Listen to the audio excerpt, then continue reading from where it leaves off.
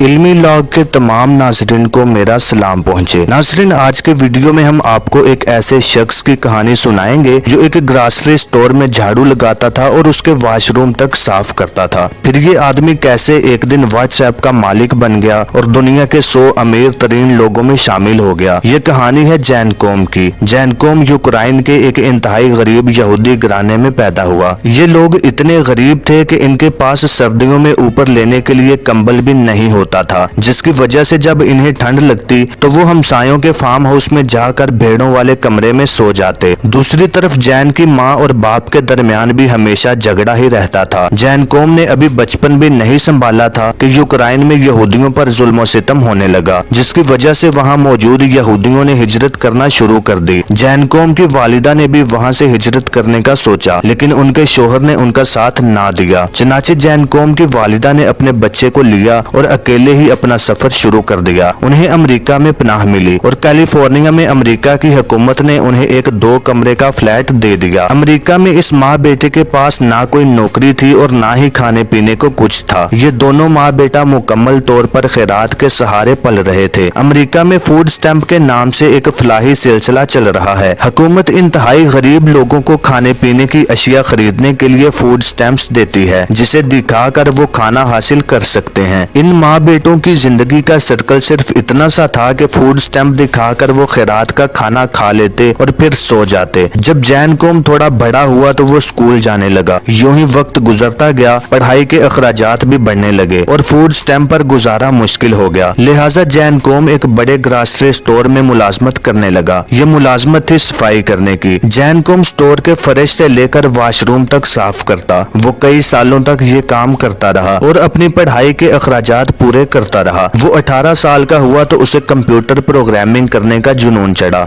लेकिन अपने पास तो कुछ भी नहीं था। चनाचे वो अपनी मेहनत की कमाई से कुछ पैसे जमा करता और फिर उन पैसों से किसी कंप्यूटर वाली दुकान से एक दिन के लिए कंप्यूटर किराए पर ले लेता। यूं ही वो प्रैक्टिस करता रहा और माहिर होता गया। यही शौक उसे यूनिवर्सिटी तक ले गया और फिर वो यूनिवर्सिटी के कंप्यूटर्स पर दिन भर प्रैक्टिस करता रहता। पढ़ाई पूरी हुई तो उसे उस वक्त की बड़ी कंपनी याहू में जॉब मिल गई। उसने 9 साल तक याहू में काम किया। 2004 में फेसबुक लॉन्च हुई और देखते ही देखते ये पूरी दुनिया पर छा गई। महज 3 सालों में ये दुनिया की सबसे बड़ी कंपनी बन गई। जैन कौम ने फेसबुक की कंपनी में जॉब के लिए अप्लाई किया, लेकिन फेसबुक ने इसे रखने से इनकार कर दिया। वो मजीद 2 साल याहू में काम करता रहा। उसी दौरान उसका दिल चाहा कि वो आईफोन ले, लेकिन उसके पास इतने पैसे नहीं थे। लिहाजा उसने अपने लंच के पैसे बचा बचा कर आईफोन लिया। ये आईफोन उसके लिए गेम चेंजर साबित हुआ। एक दिन फोन इस्तेमाल करते करते उसके दिमाग में आया कि मैं क्यों ना एक ऐसी एप्लीकेशन तैयार करूं जिससे मैसेज भी हो सके और कॉल भी हो सके और तस्वीरें, डॉक्यूमेंट्स और वीडियोस भी शेयर हो सके। और एक बड़ा मसला जो उसके जहन में आया वो ये था कि जब हम किसी दूसरे मुल्क में जाते हैं तो हमें अपना नंबर चेंज करना पड़ता है, तो क्यों ना एक ऐसी एप्लीकेशन तैयार की जाए जो हर मुल्क में एक ही जैसे काम करे। ये आइडिया बहुत ही हैरत अंगेज था। उसने ये आइडिया अपने दोस्त ब्रायन एक्टोन के साथ भी शेयर किया। उसे भी ये आइडिया बहुत पसंद आया और फिर दोनों इस पर काम करने लग गए। दोनों ने एक किराए का मकान लिया और उसमें अपना ऑफिस बना लिया। साथ ही साथ उन्होंने अपने पुराने दोस्तों को भी अपनी इस कंपनी में भर्ती कर लिया। ये 2 साल तक इस पर दिन रात मेहनत करते रहे और 2 साल के बाद ये एप्लीकेशन, जिसका नाम व्हाट्सएप है, तैयार हो गई। ये ऐप फरवरी 2009 में लॉन्च हुई और देखते ही देखते ये मकबूलियत की तमाम सरहदें पार कर गई। दुनिया के 200 करोड़ से भी ज्यादा लोग इस वक्त इस एप्लीकेशन को इस्तेमाल कर रहे हैं। आप व्हाट्सएप को इंस्टॉल करें और दुनिया के किसी भी कोने में चले जाएं। आपको नंबर और मोबाइल चेंज करने की जरूरत नहीं पड़ेगी। इस ऐप की शोहरत को देखते हुए दुनिया भर की बड़ी बड़ी कंपनियों ने इसको खरीदने के लिए बोली लगाई, लेकिन इसका मालिक मुसलसल इनकार करता रहा। फरवरी 2014 में फेसबुक भी इस ऐप को खरीदने की दौड़ में शामिल हो गया और वो $19 बिलियन